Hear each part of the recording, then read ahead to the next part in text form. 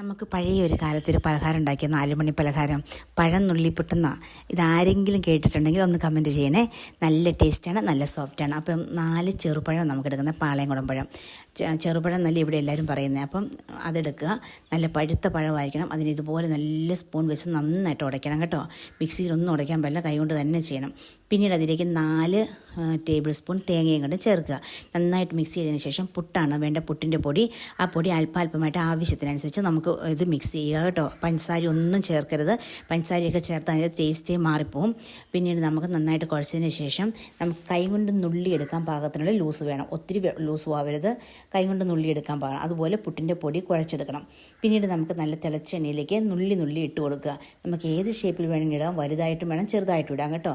തീയിലേക്ക് ഇട്ടതിന് ശേഷം നമുക്ക് ചെറു തീയിൽ വേണം ഇത് വറുത്തെടുക്കേണ്ടത്.